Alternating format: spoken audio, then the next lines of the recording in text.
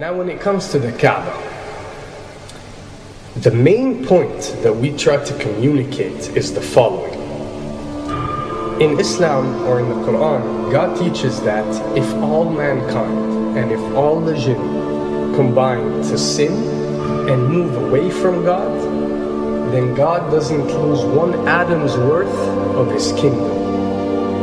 And if mankind and jinn combined to dedicate every second of their life to prayer and to worship of the one God, then God's kingdom doesn't gain one atom's worth as well. What does this philosophy teach you? It teaches you that God is not in need of you, or your practices, or your worships, or your prayers. You are in need of these practices and these worships. You are in need of God and not the other way around. If you can understand that philosophy, then you can appreciate prayers and what they are meant to do, which is basically enlighten you. So when dealing, for example, with the Kaaba, Muslims are required to go and perform Hajj one time in their life, and it's one of the 5 pillars of Islam. Growing up, most Muslims accept this, and most of them do it without questioning, and this is the essence of belief, and this is great. But at the same time, this doesn't mean that if you question or research, you're going to come back with negative or bad answers. The opposite is actually true. So when we started researching into the esoteric agendas and we started researching the elite, we found out how much certain type of practices and rituals can affect your lives. So when we went and placed this on Islam, we developed an even deeper respect for this religion and a far deeper respect for God and the creator of us. So when you go to the Kaaba and you circle around it 7 times, the essence of this worship is not that you are worshipping a stone, or that you are worshipping a house, or that you are worshipping a Kaaba. The Kaaba is merely the focal point or the centerpiece that all Muslims have to unite and focus their energy and prayers towards in a practice that is actually worshipping God.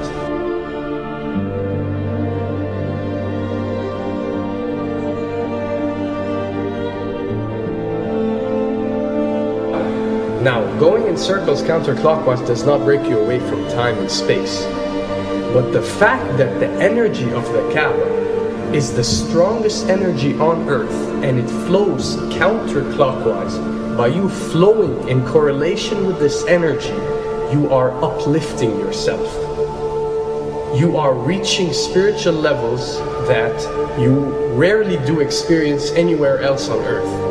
And the fact that you got to do it 7 times, and we are taught that there are 7 skies or 7 samawat or 7 spiritual planes, then one can discover that each circle breaks you through a spiritual plane spiritually, so you can reach the ultimate state of wisdom and spirituality.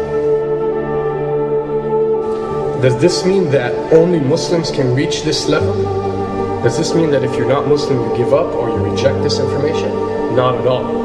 In essence, any one of you, regardless of what your faith is, if you are dedicating your worship and your journey to the one and only Creator and not anything created, then you are on a righteous path.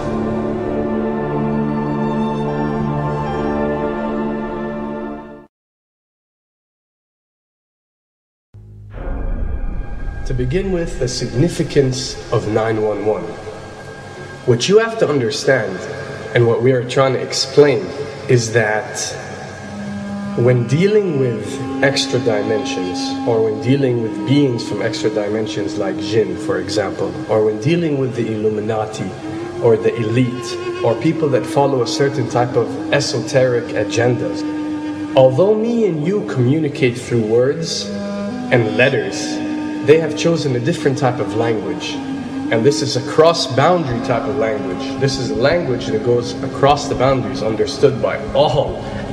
And this is the language of numbers and shapes. And this is why whenever you do research about these groups, you'll find out that they practice something called sacred numerology and sacred geometry. What does this mean? It means that each number is given a meaning.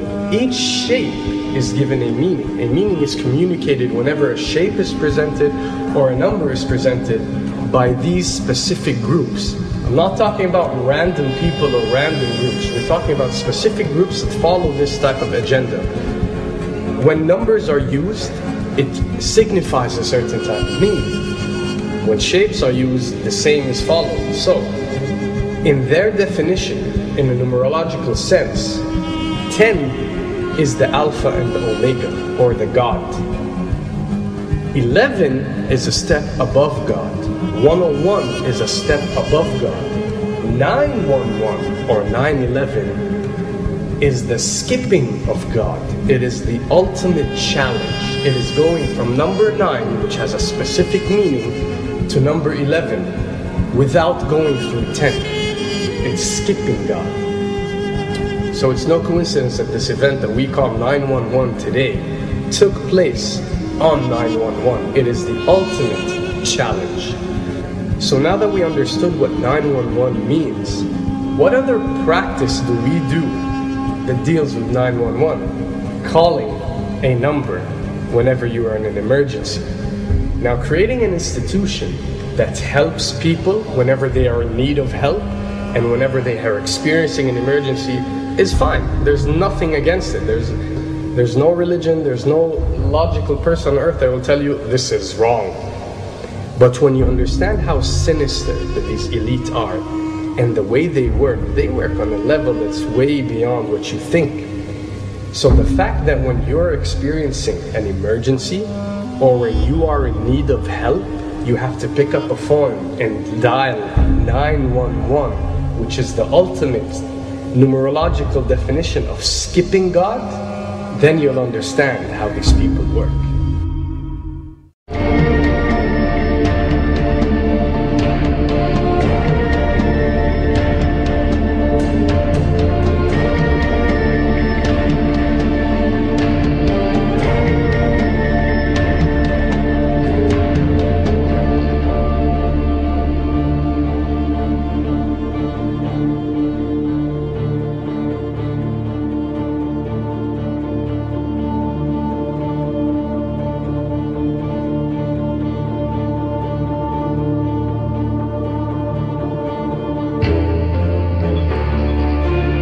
And when dealing with rituals, we recognize that everything adds up.